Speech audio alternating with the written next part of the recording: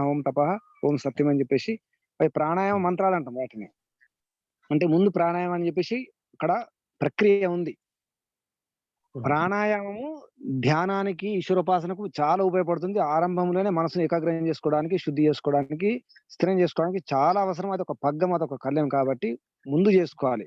నిజానికి ఆ మంత్రాలు కాకుండా నిజానికి ఆరంభంలో ఏముందంటే సంధ్యా ఉపాసన దాంట్లో గాయత్రి మంత్రానికంటే ముందు దీర్ఘశ్వాస తీసుకొని ప్రాణాయామం చేసి గాయత్రి మంత్రం చెప్పి అప్పుడు ఓం షన్నో దేవి రభిష్ట అని చెప్పేసి ఆ మంత్రం ఆరంభం చేయాలి.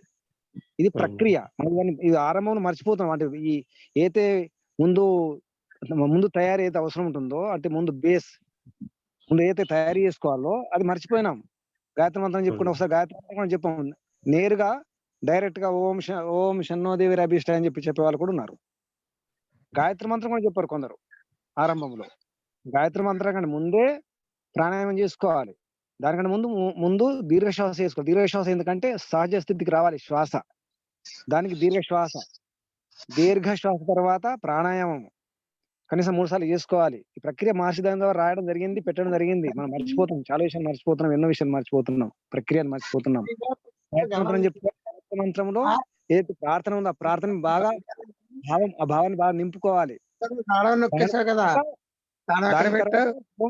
దేవి రభిష్టయ సంధ్య యొక్క ఉద్దేశం ఏంటి, కొరకు నేను సంధ్య చేసుకుంటున్నా, ఈశ్వరోపాసన దేని కొరకు అని చెప్పేసి దానికి సమాధానంగా విష్ణుదేవి రభిష్టలో 2 ప్రార్థనలు ఉంటాయి, 2 ఉద్దేశాలు ఉంటాయి. భౌతికంగా సుఖాలు, తర్వాత మోక్షం కావాలి, పీతయే మోక్ష సుఖం కొరకు ఈ భౌతిక సుఖాల గురించి మనం ఈశ్వరోపాసన చేసుకోవాలని చెప్పేసి ఉద్దేశం ఆ మంత్రంలో ఉంది. అంటే ఈ ప్రక్రియ ప్రాణాయామం చేసుకోవాలి అని చెప్తుంది. మర్చిపోతామని చెప్పేసి మహర్షి దాని ద్వారా ఏం చెప్పినారంటే మళ్ళీ ఓం భూహ్ ఓం భువ ఓం స్వ అని చెప్పేసి మళ్ళీ ప్రాణాయామ మంత్రాలు అని చెప్పేసి విడిగా మరి పేరు పెట్టడం జరిగింది, ప్రాణాయామ మంత్రాలు అని. దాని తర్వాత అఘమర్ష మంత్రాలు. ఇవి ఈ ప్రక్రియ ఉంది, ఈ ప్రాసెస్ మనం మర్చిపోయినాం. అంటే అర్థం ఏంటి, ప్రాణాయామం అవసరమే, అది తప్పనిసరి, అవసరంగా తప్పనిసరి ముందు చేసుకోవాలి, ఈశ్వరోపాసనకు ముందు చేసుకోవాలి. అయితే ఈ ఆసనాలు ఆసనాల ప్రాణాయామం ఉందా అంటే ఎప్పుడైతే మనం మనసును స్థిరం చేసుకోవాలి, చివరికి ప్రశాంతంగా ఉండాలి, దినమంతా ప్రశాంతంగా ఉండాలంటే ఆసనాలు అయిన తర్వాత చేసుకొని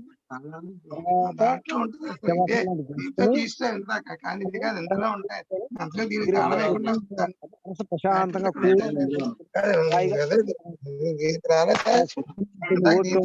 శాంతి ఉంటుంది. ఆ విధంగా ఇదంతా ప్రక్రియ చాలా వైజ్ఞానిక ప్రక్రియ ఉంది మనకు.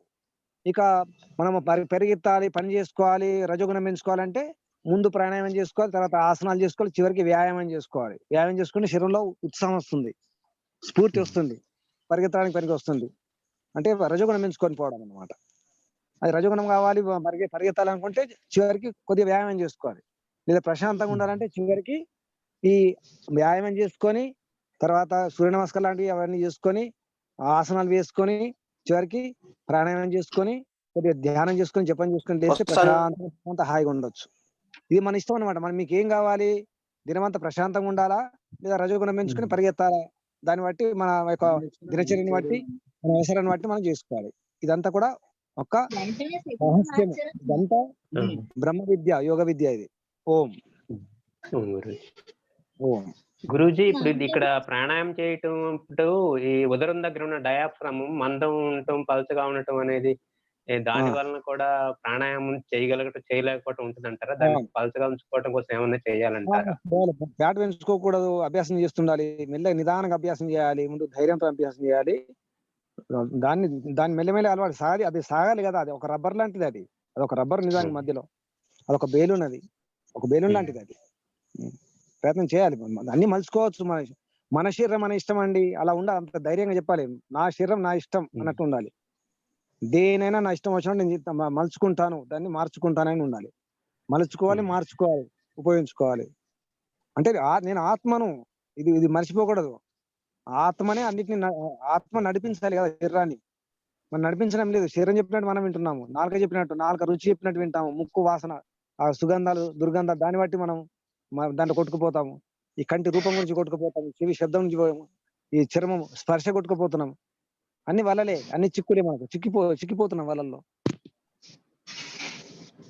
ఇవన్నీ ఇంత ఉండకూడదు. ఈ పంచ ఏంది ఇంద్రియాలు ఈ పంచ వలలు నిజానికి మనకు ఈ వలలో చిక్కోకుండా చేయండి. ప్రయత్నం చేస్తే భగవంతుడి వైపు నుంచి ఎటువంటి ఆటంకం లేదు, ఆలస్యం కూడా లేదు. భగవంతుడు దయామయుడు, కరుణామయుడు, న్యాయకారి కాబట్టి ఎటువంటి అన్యాయం జరగదు. ఓం. గురూజీ, ఇప్పుడు ఈ ప్రాణాయామ సాధన చేయదలుచుకున్నప్పుడు ప్రత్యేకమైన ఆహార విధి నిషేధాలు ఏమైనా ఉన్నాయంటారా? తప్పకుండా తీసుకోవాల్సినవి, పూర్తిగా అసలు తీసుకోకూడనివి? చాలా చాలా ఉన్నాయండి. ప్రాణాయామం అంటే చెప్పాను కదా! ప్రాణాయామం చేసేవారు చాలా జాగ్రత్తగా ఉండాలి నిజానికి. ప్రాణాయామం అంటే మనం ముళ్ళ పైన నడక, ముళ్ళ పైన యుద్ధం అనుకోండి. కత్తి మీద సామంతం కదా, కత్తి మీద సామ లాంటిది. ఆ పాకిస్తాన్ బార్డర్‌లో యుద్ధం చేసే సైనికులు ఎలా ఉంటారు? అంత జాగ్రత్తగా ఉండాలి. అలర్ట్‌గా ఉండాలి. సావధాన్ అంటే నిశ్చయంలో ఉండాలి. అసలు యోగా అంటేనే అటెన్షన్. యోగాని వాడుకు ఇంకో మీనింగ్ ఒకటి ఉంది. సావధాన్. యో జాగార అన్ని సామ ఉంది కదా! శిఖా సామయంతం అని చెప్పేసి. ఈ జాగరణ అంటే జాగ్రత్తగా ఉండడం అవసరం ఉంది. ప్రాణాయామానికి చాలా జాగ్రత్తలు అవసరం ఉన్నాయి. నిదానంగా ఎంత ధైర్యంగా ఉండాలి. నిజానికి ప్రాణాయామం చేసినప్పుడు చాలా ధైర్యంగా ఉండాలి. పూర్తి విశ్వాసం ఉండాలి. మనసులో కూడా చాలా ఉత్సాహంతో చేయాలి. ప్రశాంతత చేయాలి. అది వింత ప్రక్రియ నిజానికి. ప్రాణాయామం చేయడానికి ప్రసన్నత అవసరం, ప్రశాంతత అవసరం. ప్రాణాయామం చేస్తే ప్రశాంతత వస్తుంది. చాలా వింత ఉంటుంది అది పరిస్థితి.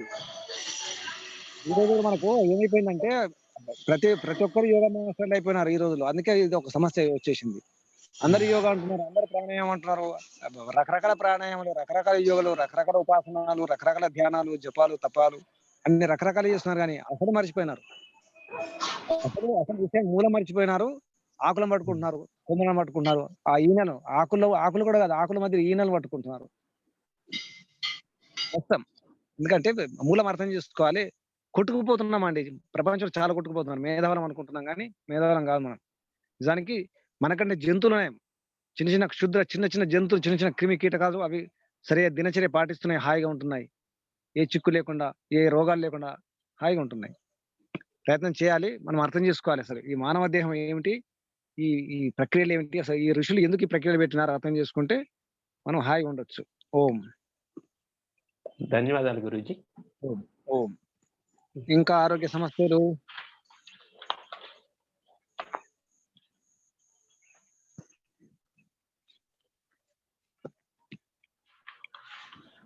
హలో, ఓం గురుజీ. ఓం. చెప్పండి. హాయ్, సత్యనారాయణ మాట్లాడుతున్నారండి. చెప్పండి. హాయ్. ఇప్పుడు చెప్పండి. ప్రాణాయామం గురించి మీరు చెప్పారు, అన్ని వింటున్నాం గత 2 రోజుల నుంచి. అయితే ఉదయం టీవీ ఆన్ చేసే బాబా రామ్దేవ్ గురూజీ వారు ఏం చేస్తారంటే యోగా ఎవరైనా చేయొచ్చు అని చెప్పేసి సబ్ కరో కరో కరో అంటాడు కదా. దానివల్ల మన ప్రాబ్లమ్స్ వస్తే ఎవరు చెప్పాలి? కరో దేని కొరకు ఎవరికి అంటున్నారు? అది ఆరోగ్యం గురించి అంటున్నారు. నిజానికి ఇది యోగా గురించి కాదు వారు చెప్పేది. వారు నేర్పించేది యోగ మార్గం కాదు, రోగ మార్గం. రోగాల నిరోగ మార్గం అంట దాన్ని. అది నిరోగం. కపలపతి నిరోగులు కావాలి. రోగాల గురించి కపాలపతి చేస్తే కూడా హెర్నియా డెవలప్మెంట్ అవకాశం ఉంది అని అంటారు కదా. కపాలపతి చేస్తే కిడ్నీ సమస్యలు కూడా రావచ్చు, మోకాళ్ళ నొప్పులు రావచ్చు, చర్మ రోగాలు కూడా వచ్చే అవకాశం ఉంది కపాలపతి అది సరిగ్గా చేయకపోతే. యోగా కరో నిరోగ రహో అంటారు కదా, మళ్ళీ ఇవన్నీ నిరోగ రహో దాని గురించే వారిగా. నిజానికి యోగకెళ్ళే కరో అని కాదు కదా అది. యోగం కరో కాదు వారు చెప్పేది రోగాలు రాకుండా ఒక రకం చెప్పాలంటే మన శరీరం మట్టుకే, శరీరాన్ని కొద్దిగా మనం బలంగా ఉంచుకోవడం కొరకు, శరీరం కొరకే వారు చెప్పేది. నిజానికి మనసు కొరకు, ఆత్మ కొరకు కాదు. దాంట్లో ఆత్మశుద్ధి లేదా సమాధి స్థితి, ఈశ్వరోపాసన, ఈశ్వర సాక్షాత్కారం, మోక్షం వారి ఇంకా లక్ష్యం కాదు. వారు కూడా అప్పుడు మధ్యలో చెప్తారు, వారి తప్పేమీ లేదు, మధ్యలో చెప్తారు వారు. ఇదే రోగాల గురించి చెప్తున్నాను, మోక్షం గురించి, సమాధి గురించి ఇది కాదు, ఈ ప్రక్రియ ఇంకా చాలా లోతుగా ఇంకా ముందుకెళ్ళాలని చెప్తుంటారు. అది వారి వినం కదా, అసలు విషయం పట్టుకోము. అదే చేస్తుంటారు, అదే చేస్తుంటారు. స్ట్రోకులు కొట్టండి అంటే కొడుతూనే ఉంటాం అన్నమాట. నాకు ఇప్పుడు మిర్చి బజ్జీలు కావాలి అంతవరకే గుర్తుంటుంది. అది తింటుంటే మళ్ళీ బజ్జీలు కూడా తింటాం. మిర్చి బజ్జీలు కావాలంటే అంతవరకే గుర్తుంటది, మరి మిగతా అవసరం లేదు కదా. మీరు ఆహార నియమాలు వివరాల గురించి చెప్పినారు కనుక మాకు చాలా ఇది అనిపిస్తుంది. వారు అవన్నీ చెప్పరు కనుక చేస్తే ప్రాబ్లమ్స్ అలాగే వస్తుంటాయి. కానీ నేను ఎక్కడి నుంచి తీసుకురావడం లేదు. చరకంలో, సుశ్రుతంలో అష్టాంగ హృదయంలో, యోగరత్నాకరంలో, భావప్రకాశంలో చాలా శాస్త్రాలు ఉన్నాయి. దాంట్లో చూసి అంతా అధ్యయనం చేసిన తర్వాత మాట్లాడుతున్నాను. ఆల్రెడీ ఒక పుస్తకం రాసినాను కాబట్టి నాకు అవగాహన ఏర్పడ్డది. జీవనకళ పుస్తకంలో సంతోషం. చాలా విషయాలు రాసినాను. చాలా సంతోషం గురుజీ. జీవనకళ పుస్తకం తొందరగా ముద్రణ చేస్తే అందరికి లాభం అవుతుంది. తొందరగా ప్రింట్ చేసే ప్రయత్నం చేయండి అందరు కలిసి. గురు గురుజీ చిన్న సజెషన్, అదే జీవన కళ అని మీరు పుస్తకం అంటున్నారు. మేము గత గత క్లాసులలో కూడా గత వారం మొదటి క్లాసులో రెండో క్లాసులో పుస్తకం గురించి ఈ ఆ, ఆచార్య గారు కూడా చెప్పింటివి. దాని గురించి నేను కొంత విరాళం ఇవ్వాలనుకున్నాను. మీరు చెప్పండి నా చెప్పండి. స్వతహాగా దానికి ఎంత ఖర్చు అవుతుంది అనేది కొంత చేసుకుంటే బాగుంటుంది. ప్రింటింగ్ హైదరాబాద్ లో చూడండి, దాని ఖర్చు ఎంత ఉందో ఒకసారి తెలుసుకోండి. అది ఒక ఎవరైనా బాధ్యత తీసుకుని అక్కడ హైదరాబాద్ తీసుకుంటే బాగుంటుంది. ఆ డబ్బులు నాకే పంపించాల్సిన అవసరం లేదు. అక్కడ మీరు ఎవరైనా ఏర్పడి మీరు ప్రింట్ చేసే ప్రయత్నం చేయండి. డిటిపి సుమారు ఎన్ని పేజీలు ఉంటుంది అది? 200 అనుకోండి, తక్కువ ఎక్కువ. 200. కలర్ పేజెస్ కూడా కొన్ని ఉంటాయి అన్నమాట. కలర్ పేజెస్ తోటి. కలర్ పేజెస్ అంటే మనం ఈ మూలికలు పెట్టాలనుకుంటే కలర్ పేజెస్, లేకుంటే ఓన్లీ ముఖ చిత్రమే, అంటే ముఖ పుట్టలే. అట్లా ఉంటుంది. కవర్ పేజీలు ఉంటాయి అనుకోండి. First and last cover page colours లో ఉంటుంది. లేదంటే మనం మూలికలు పెట్టాలనుకుంటే వాటి కలర్ ఫోటోస్ అవసరం. ఫోటోల గురించి, మూలికల ఫోటోల గురించి కలర్ పేజ్ కనుక్కోండి. ఎంత అవుతుంది కనుక్కుంటే కొంచెం తయారవుతున్నారు మన వాళ్ళు ఉన్నారు, వీరు కూడా సిద్ధంగా ఉన్నారు కొందరు. చాలా విషయాలు తెలుస్తాయి. మంచిది గురుజీ, ధన్యవాదాలు. విషయాలు ఉన్నాయి. శుభం.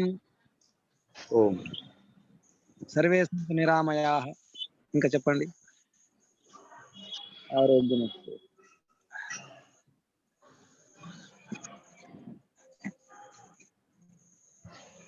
ఈ రోజు ఇంకా 10 నిమిషాలు ఎక్కువ సమయం ఇవ్వడానికి సిద్ధంగా ఉన్నాను. ఈ రోజు కొంచెం నాకు సమయం దొరికింది. ఇంకా 10 నిమిషాలు అడగచ్చు, 15 నిమిషాలు. ఎవరు?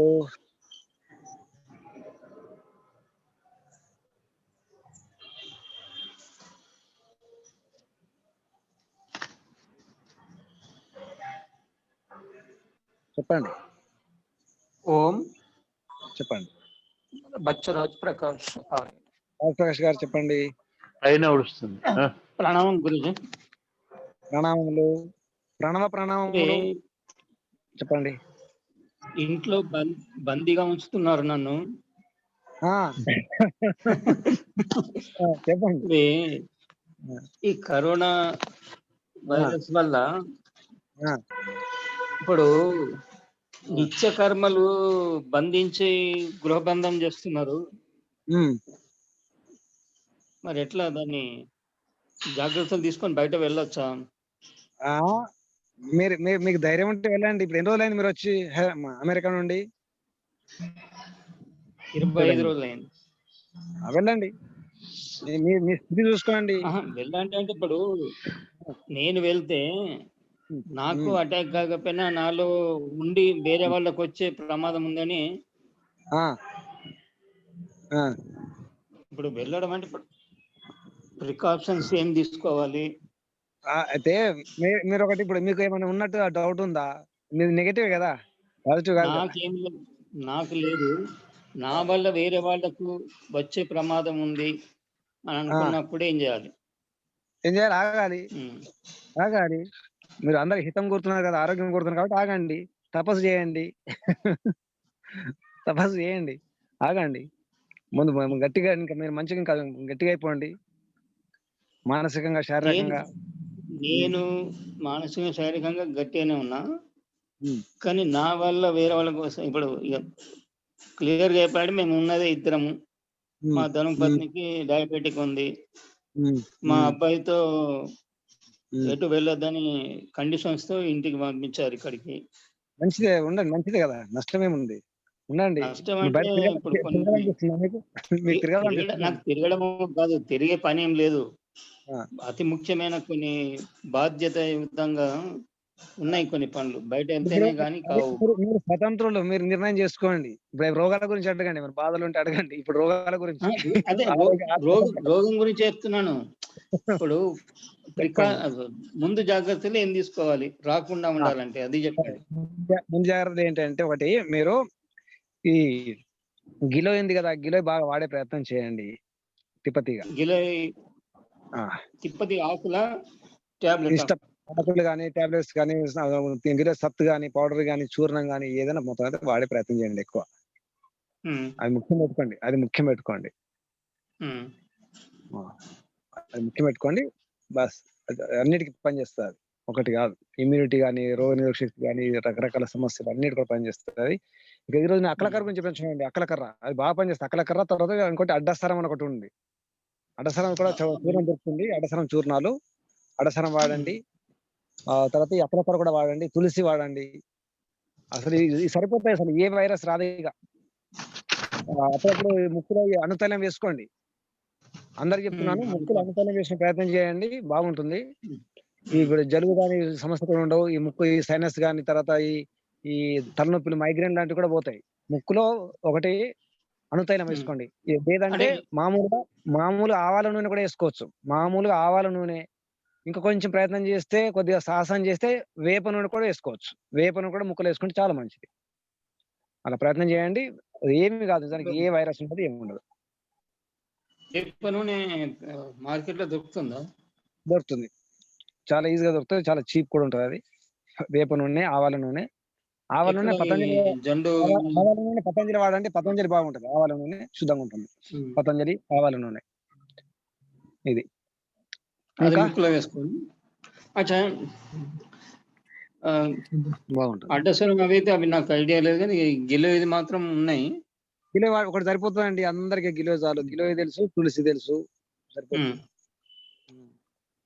గిలో అద్భుతంగా ఉంటుంది. నేను అనుభవించినాను కదా, గిలో గురించి అనుభవించినాను. ఎందుకంటే ఇప్పుడు 20 ఏళ్ళు అవుతుంది. 20 నుంచి ఏ సమస్య లేదు నాకు. 20 ఏళ్ళ నుంచి తలనొప్పి లేదు, జ్వరం లేదు. గిలో అద్భుతం. ఇంకా నేను అద్భుతంగానే వాడుతున్నా, కానీ ఇప్పుడు నాకు సంఖ్యలు లేసి ఇది చేస్తున్నారు అంతే. సరే, మీరు కొన్ని జైల్లో ఉండండి, గృహ జైల్లో ఉండండి. జైలు అనుభవించండి, శిక్ష అనుభవించండి. అమెరికా తిరిగి వచ్చింది కదా, అనుభవించండి. ఇక అనుభవించరండి, జైలు జీవితం పూర్తిగా. ఇప్పుడు శనివారం నాడు స్పెషల్ రైస్ మీరు చెప్పారు కదా, శనివారం నాడు అదొక చెప్పండి. శనివారం నాడు కార్యక్రమం ఏర్పాటు చేద్దాం, అందరూ కలిసి కట్టుగా. అసలు రైస్ ఆహారం అన్నం చెప్పడం అదేదో ప్రాక్టికల్ గా జీవన కళ చూపెట్టడానికి. నిజానికి ఇది ఒక్కటి చాలా పెద్ద విషయం అండి. అసలు మనకు అన్నం తినడం వస్తుంది కానీ వండుకోవడం రావడం లేదు. చాలా విషయాలు మర్చిపోయినాం. అంటే మనకు తేలిక తీసుకున్నాం. అన్నం ఇది అన్నం ఊరికే బియ్యం వేసేసి పెట్టేస్తే అయిపోతుంది అనుకుంటాం. కానీ ఇప్పుడు ఈ డాక్టర్స్ అడగండి, మంచి తెలిసిన డాక్టర్లు, అనుభవం ఉన్న డాక్టర్లు అడగండి, వారు చెప్తారు. పులిసినటువంటి పదార్థాలు, పులిసినట్టు మొత్తం చెడిపోయిన పదార్థాలు కాదు. పులిసినటువంటి అంటే కొద్దిగా పులుపు ఎక్కాలి. పులుపు ఎక్కిన పదార్థాలు అవి చాలా బాగా పనిచేస్తాయి పొట్టకు. పెరుగు కూడా కొద్దిగా పులిసిన పెరుగు ఉండాలి. మరీ తీయడి సరిగా కుదరని పెరుగు, అంటే సరిగా కుదరకుండా ఉండే పెరుగు మంచిది కాదు. పెరుగు కొద్దిగా అయిపోవాలి. వెంటనే పెరుగు తయారు కాగానే తినకూడదు. పెరుగు కొద్దిగా పులుపు ఎక్కాలి. పెరుగు కానీ అంబలి కానీ ఏదైనా కానీ. అన్నం కూడా అంతే. అన్నం పులుపు ఎక్కాలంటే కలి పెట్టాలి. ఇది చాలా మందికి కలి గురించి తెలియదు. ఏం చేయాలంటే, కలి నిజానికి అది తల్లిగారింటి నుంచి వధువు తెచ్చుకునేది. ఒకప్పుడు వధువు కొత్త పెళ్లి కూతురు తల్లిగారి నుంచి కలి తెచ్చుకునేది. దాన్ని కూరడికుండ అంటారు. కూరడికుండ తల్లిగారి నుంచి తెచ్చుకునేది. దాన్ని చాలా జాగ్రత్తగా పవిత్రంగా శుద్ధంగా కాపాడుకునేది. ఒక పూజ లాగా చూసుకునేది. పూజ మందిరం అది నిజానికి కూరడికుండ. అంటే దాన్ని పురుగులు పడకుండా, అశుద్ధం లేకుండా రోజు శుద్ధి చేసేవాళ్ళు. ఇప్పుడు ఏమైపోయింది, దానికి ఆ కూరడికుండ బొట్లు పెడతారు, దండం పెట్టుకుంటారు, అంతే. అది కాదు సుమా. కలి తెచ్చుకోవాలి. అంటే కలి మనం ఇప్పుడు దొరకదు. కానీ ఏం చేయాలంటే, మనము బియ్యం కడుగుతాం కదా, దాన్ని పసగడుగు అంటారు. బియ్యం కడిగిన నీళ్ళు కడుగు నీళ్ళు అంటారు. ఆ నీళ్ళని బియ్యం కడిగిన నీళ్ళు ఏం చేయాలంటే, మొదటిసారి కడిగిన నీళ్లు పారబోసేయాలి. దాంట్లో దుమ్ము ధూళి చెత్త చెదర ఉండే అవకాశం ఉంది. ఆ పొట్టు తర్ర అదంతా ఉంటుంది కాబట్టి అది తీసేసేయాలి. రెండోసారి కూడా ఒకసారి తీసేయాలి. మూడోసారి కడిగిన నీళ్లు దాన్ని పక్కన పెట్టుకోవాలి. అది వేరే కుండలో పెట్టి ఎండకు పెట్టాలి. ఎండకు 2-3 గంటలు ఎండలో ఉండాలి. అది ఏది, మనం బియ్యం కడిగిన నీళ్లు మూడోసారి ఎత్తి కడుతాము. ఆ నీళ్ళని ఒక వేరే కుండలో పెట్టి ఎండలో ఉంచాలి. ఎండ తగలాలి దానికి. వీలైతే ఒక తెల్లటి గుడ్డ కట్టేసి, కాటన్ గుడ్డ కట్టేసి ఎండలో ఉంచేస్తే అది ఎండకు అది వేడి కావాలి. ఆ నీళ్ళు వేడి కావాలి. దాన్ని అలా ఉంచుకొని పక్కన పెట్టుకోవాలి. ఇక తెల్లవారిన తర్వాత మరుసటి రోజు రెండో రోజు ఏం చేయాలంటే, ఆ బియ్యం కడిగి పెట్టుకోవాలి. బియ్యం కూడా 2 సార్లు 3 సార్లు కడిగి తీసేసేయాలి. వీలైతే మూడోసారి పసగడు ఏదైతే ఉంటుందో ఆ కడుగు నీళ్ళు అది ఉంచుకోవాలి. అది పసగడు చాలా అద్భుతం. చాలా మందికి తెలియదు గానీ బియ్యం కడిగిన నీళ్ళు ముఖ్యంగా స్త్రీలకు అది వరం నిజానికి. కరెంట్ నీళ్ళు అంటారు. అది చాలా మంచిది. ఆ నీళ్ళల్లో ఈ దువ్వెనకాయలు అంటాం మనం. అతిబల బలాల ఏదైతే పేరు ఉన్నదో దువ్వెనకాయలు, కంగి అంటారు. దాని ఆకులు దంచి పసరు తీసి రసం తీసి ఆ బియ్యం కడిగిన నీళ్ళలో కనుక తాగితే ఈ గర్భదోషాలు, రకరకాల సమస్యలు, ఆడవాళ్ళ సమస్యలు ఉండవు. అంటే అటువంటి దానికి పనిచేసేది బియ్యం కడిగిన నీళ్లు, కడుగు నీళ్లు, పసగడుగు నీళ్లు అంటారు. అలా. అయితే ఈ ఏదైతే కలి ఉందో మనం నిన్న ఎండలో పెట్టిన నీళ్ళు ఉన్నాయో అవి ఈ రోజు మళ్ళీ మనం ఎసరు పెట్టేటప్పుడు ఈ నీళ్ళు పోసుకోవాలి. ఒక దిక్కు బియ్యం కడిగి పెట్టుకోవాలి, పక్కన పెట్టేసేయాలి, నీళ్లు పోసి ఉంచాలి, అవి నానుతుంటాయి. ఇటువైపు ఏమో ఎసరు పెడతాం. ఎసరు పెట్టేటప్పుడు ఈ నీళ్లు పోయాలి. ఇది నిన్న ఎండలో ఉంచినటువంటి ఆ పసగడుగు నీళ్ళు, దాన్ని కలి నీళ్ళు అంటారు. ఆ నీళ్లు ఉంచుకోవాలి. అవి ఆ నీళ్ళలో పోసేసి అంటే ఏదైతే మనం ఎసరు పెడతామో దాంట్లో పోసి ఎసరు వచ్చిన దాకా చూసి ఎసరు మంచిగా రావాలి. ఎసరు మంచిగా వచ్చిన దాకా మంచి మసలాలి నీళ్లు. మసిలిన అప్పుడు ఈ కడిగి పెట్టినటువంటి నానుతున్నటువంటి ఆ బియ్యం తీసుకుని దాంట్లో వేస్తాము. బాగా ఉడుకుతాయి. అది కూడా కుండలో వండుకుంటే మంచిది. కుండలు వండుకొని ప్రయత్నం చేయండి.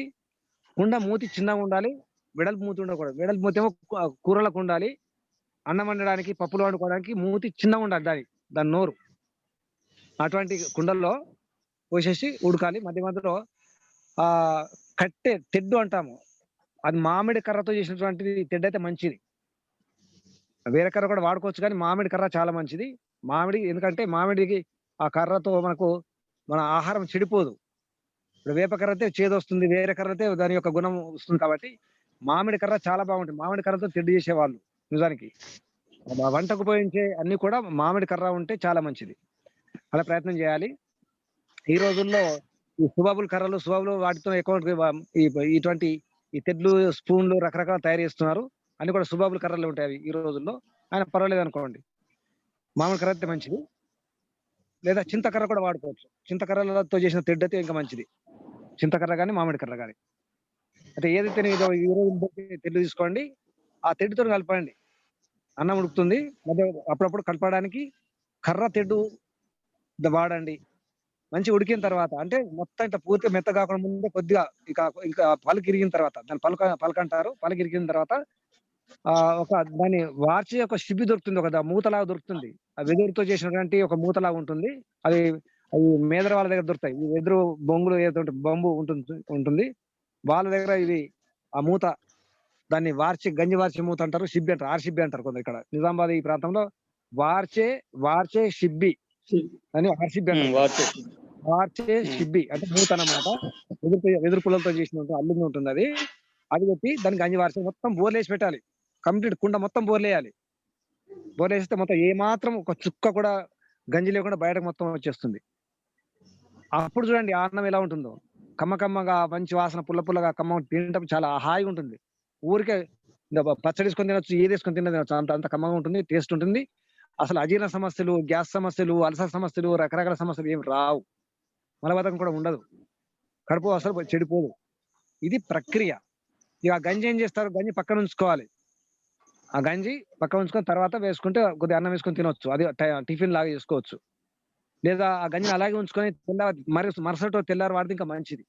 గంజి కూడా పుల్లగా పెరుగులాగా మజ్జిగలాగా అయిపోతుంది. ఆ గంజి కొద్దిగా మజ్జిగ వేసుకొని కొద్దిగా అన్నం వేసుకొని తింటే చాలా అద్భుతంగా ఉంటుంది. ఇది ప్రక్రియ. ఈ ప్రక్రియ మర్చిపోయినాం మనం. అయితే ఈ రోజుల్లో బియ్యం మంచి లేవు కాబట్టి అన్ని పురుగు రకరకాల పెస్టిసైడ్లు వేస్తారు. తర్వాత పురుగు పట్టకుండా మన పైన పౌడర్లు వేస్తారు, రకరకాల దాంట్లో ప్రయోగాలు చేస్తారు. ఈ రోజు బియ్యం మనము షాపుల్లో కొంటున్నాము. ఆ షాపుల్లో కొన్న బియ్యంలో ఏం జరుగుతుందో, ఏం వేస్తున్నారో అంత భగవంతునికి కూడా తెలియదు. అంత అద్భుతంగా ఉంటుంది వాళ్ళ ప్రక్రియ. కాబట్టి అక్కడ చాలా ఇబ్బంది ఉంది.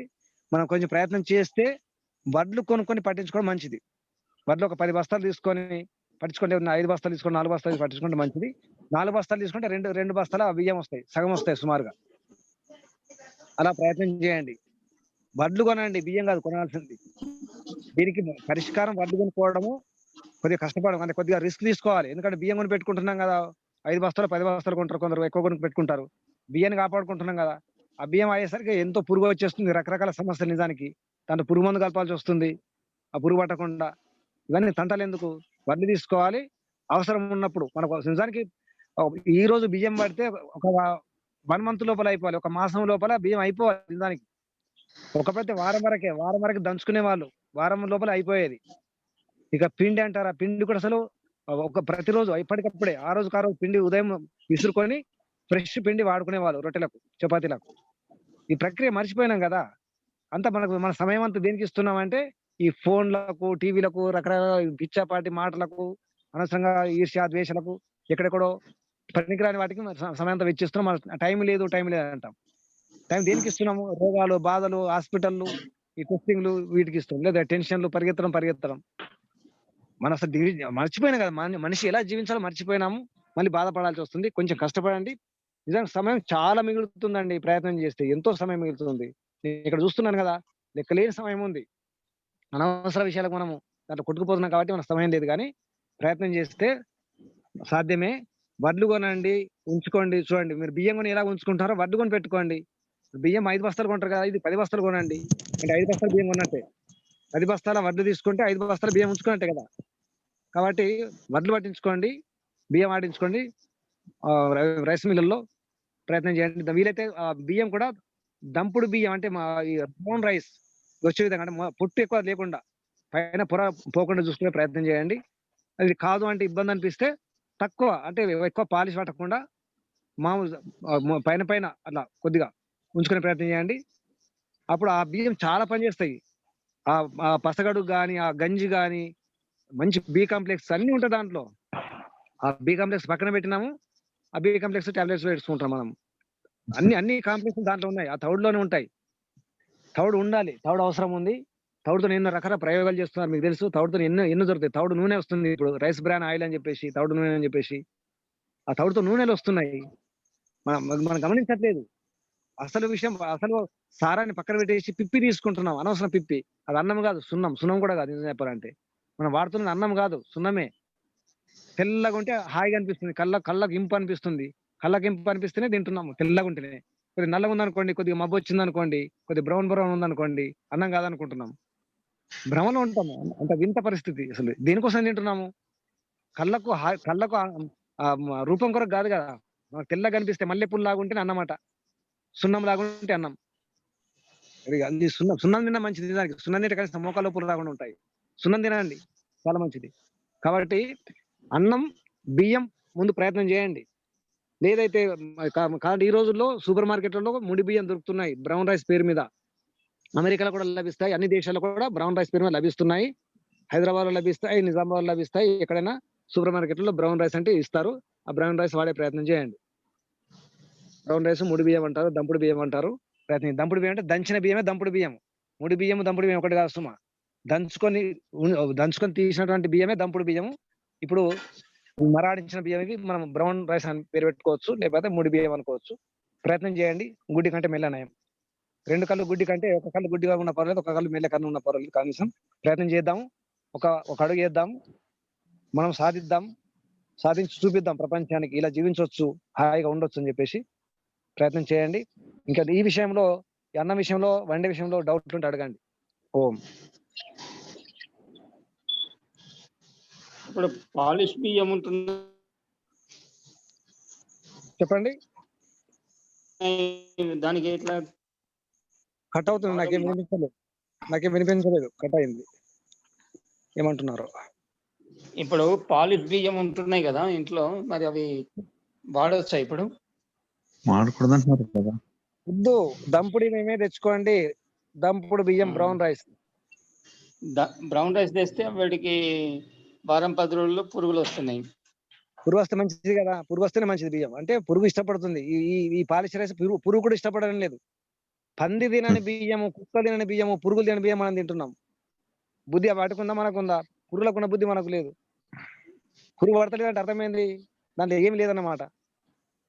దంపుడు మేము చెప్తాను, ఉపాయం చెప్తాను, అడగండి. ఉపాయం అడగండి. పురుగు పడితే ఏం చేయాలని అడగండి, సమస్య చెప్పండి, అడగండి, నేను చెప్తాను. ఉపాయం చెప్పండి.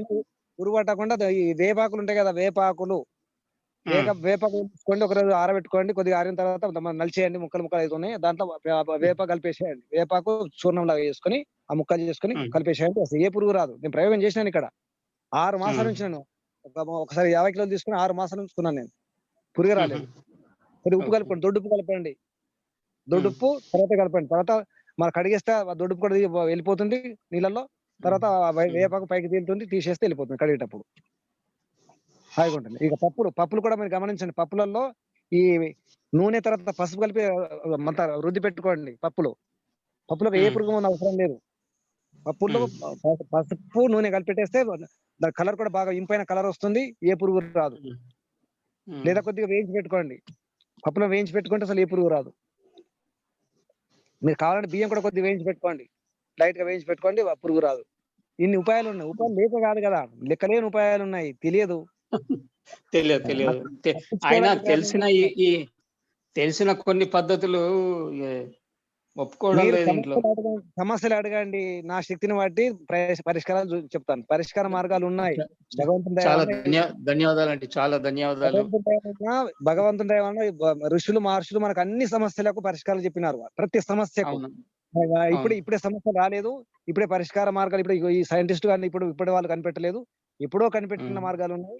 అవి సహజంగా ఉంటాయి, ఎటువంటి హాని కీడు జరగదు. అటువంటి మార్గాలు ఉన్నాయి, ప్రయత్నం చేద్దాం, మనం ముందుకెళ్ళే ప్రయత్నం చేద్దాం, చూపిద్దాం ప్రపంచానికి ఇలా జీవించవచ్చు అని చెప్పేసి. మన కొత్త మార్గం కాదు, మన కొత్తది ఏది చెప్పట్లేదు. నేను చెప్పే మాటలు ఏవి కొత్తవి, అన్ని పాతవే. చిన్నప్పుడు మీరు అందరూ అనుభవించినవే, నేను అనుభవించినవే. 50 లక్షలు జరిగిన విషయాలు చెప్తున్నాను, కొత్త విషయాలు ఏమి కావు. ఇప్పుడు కొత్తగా అనిపిస్తుంది. మీరు చెప్పిన ప్రతి విషయం ఇప్పటి వరకు నేను విన్నవి ఏతున్నాయో అవన్నీ మా నాన్నమ్మ చిన్నప్పుడు చెప్పినవే. మళ్ళీ మన మనమలు మన గురించి చెప్పుకోవాలంటే మనం పాటించాలి. ఇప్పుడు మనం అంటున్నాం కదా, ఇప్పుడు మా అమ్మమ్మ మా తాతలు అంటున్నాం కదా, అట్లా మన గురించి చెప్పుకోవాలి. మన మనమలు మన ముని మన మనమరాలు చెప్పుకోవాలి, మా తాత మా అమ్మమ్మలు జీవించాలని. వాళ్ళు చెప్పిన మిగతా వాళ్ళందరూ పాటించేవాళ్ళు. ఇప్పుడు మనం ప్రూవ్ చేస్తే వీళ్ళు కూడా ఒప్పుకుంటారు, ప్రపంచం అంతా ఒప్పుకుంటే ప్రూవ్ చేసి చూపించాలి. రామ్దేవ్ బాబు గారు ప్రూవ్ చేయించలేదా? ఇప్పుడు ఒక కపాలభాతి చేస్తే ఏం జరుగుతుంది, అనులోమ విలోమం చేస్తే ఏం జరుగుతుంది చూపించినారు, ప్రూవ్ అయింది కదా. రుజువు చేస్తే ఎవరిని వింటారు? రిజల్ట్ చూపించండి. మనం రిజల్ట్ చూపించకపోతే ఎవరు నమ్మరు. రిజల్ట్ చూపించండి, అందరు నమ్ముతారు. కావాల్సింది రిజల్ట్. మీరు ఏమైనా చెప్పండి, రిజల్ట్ కావాలి. ఇంకా ఓం నమస్తే చెప్పండి. గురుజీ ఇద్దరు అడుగుతున్నారు, తేజస్విని అడగండి. ఎలా వాడాలి గురుజీ? గిలో గురించి మాట్లాడదాం. తేజస్విని ఆగండి. గిలో ఎలా వాడాలి గురుజీ? గిలో అంటే తిప్పతిగా ఇలా అయినా వాడొచ్చు, ఆకులు తినొచ్చు, దాన్ని తీగలు నమలవచ్చు, చూర్ణం వాడవచ్చు, దాని సత్తు కూడా పాలలో వేసుకొని వాడవచ్చు, ఇష్టం. టాబ్లెట్స్ దొరుకుతాయి, టాబ్లెట్స్ వాడండి. చూర్ణం దొరుకుతుంది, చూర్ణం వాడండి. అంటే రోజు ఒకసారి వేస్తే ఉదయం కూడా పరిగెడపన తీసుకోండి, బాగుంటుంది పరిగెడపన ఉదయం. ఇంకా ఎవరు? తేజస్వినా? గురుజీ, మీరు అన్నం వండే ప్రక్రియలో ఒకటి చెప్పారు కదా, ఒక చెట్టు ఆకులు అవి పొడి చేయమన్నారు, అది ఒకసారి మళ్ళీ చెప్పగలరా? అన్నం వండేటప్పుడు ఆకులు పొడా? అది మరి బియ్యంలో వేసుకోవడానికి వేపాకులు, బియ్యం పురుగు పట్టకుండా. గురూజీ కంజరి ఆకు అని చెప్పారు కదా, కంజరి ఆకు ఆడవాళ్ళకి మంచిదని చెప్పారు, అది అడుగుతున్నట్టు. కంగి అప్పుడు పసగడుగు నీళ్ళు బియ్యం కడిగిన నీళ్ళలో కంగి అని హిందీలో అంటారు, తెలుగులో దువ్వెన ఆకు అంటారు. అది ఎక్కడంటే అక్కడ ఉంటుంది, దొరుకుతుంది. అది దువ్వెన కాయలు దువ్వెన లాగా వస్తాయి. దాన్ని ఆకుని దించి రసం తీసి మనం బియ్యం కడిగిన నీళ్ళల్లో వేసి తాగాలి ఉదయం పూట.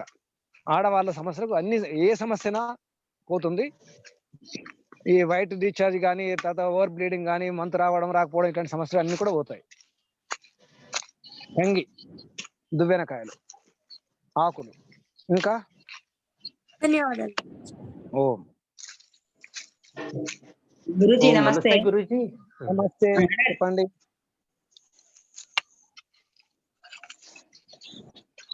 అన్నం గురించి డౌట్ అని పోయినాయా?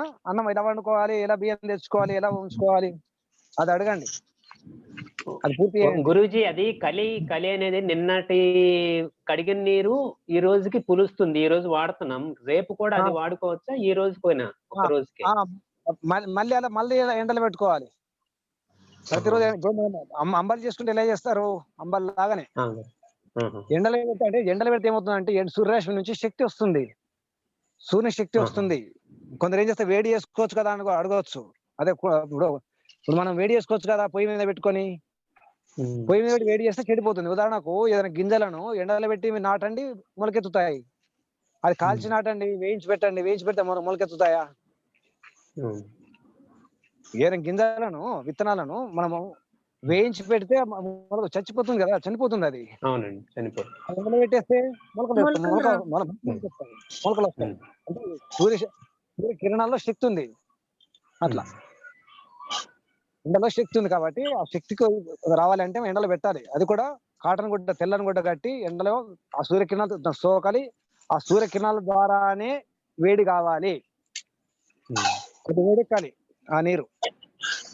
అది ముఖ్యం. అది ఎండలో పెట్టడం వల్ల 2 రోజులు 3 రోజులు కూడా ఉన్న పర్లేదు గురూజీ, దాన్ని అలాగే వాడుకోవచ్చు అంటారా? చెడిపోదు ఉంటుంది, కాకపోతే కొద్దిగా పులుపు ఎక్కువ అవుతుంది, అంతకంటే ఏం లేదు. మంచిది కూడా, చెడిపోవడం ఉండదు. ఎండలు పెడితే చెడిపోదు. ఇంకా ధన్యవాదాలు గురూజీ, ధన్యవాదాలు. మనం మజ్జిగ కూడా ఎండలో పెట్టి తీసుకోవాలి. మజ్జిగ కూడా ఎండలో పెట్టి తీసుకుంటే బాగుంటుంది. ఎండలో పెట్టాలి, దాన్ని కూడా వాడుకోవాలి. ఇంకా ధన్యవాదాలు గురూజీ. ఇప్పుడు దువ్వెన చెట్టు అంటే పసుపచ్చ పూలు ఉండే చెట్టేనా అండి? అదే దువ్వెన చెట్టు అంటారు భారత భాషలో. 4 రెక్కలు ఉంటాయి కదా పువ్వుకి. అవునవును, ఆకులు తెల్లగా ఉంటాయి, బాగుంటాయి, అవి స్మూత్ గా ఉంటాయి. ఇప్పుడు ఆవు నెయ్యి ఏ కాలమైనా వేసుకోవచ్చా అండి ముక్కులో? ఏ కాలమైనా వేసుకోవచ్చు. అది కూడా శుద్ధమైన దేశీ ఆవు నెయ్యి అయితేనే, పెరుగు చిలికి వెన్న తీసి కాచినటువంటి నెయ్యి అయితేనే దేశీ. ఎప్పుడైనా వేసుకోవచ్చు అంటారు? ఎప్పుడైనా వేసుకోవచ్చు, ఎవరైనా వేసుకోవచ్చు, ఏం నష్టం లేదు. చాలా మంచిది, బుద్ధి కూడా పెరుగుతుంది, ఈ తలనొప్పులు రావు, ఈ రకరకాల సమస్యలు రావు, ఈ సైనస్ సమస్యలు రావు. ఎన్ని చుక్కలు వేసుకోవాలండి? ఎన్ని చుక్కలు వేసుకోవాలి? కనీసం 3 చుక్కలు.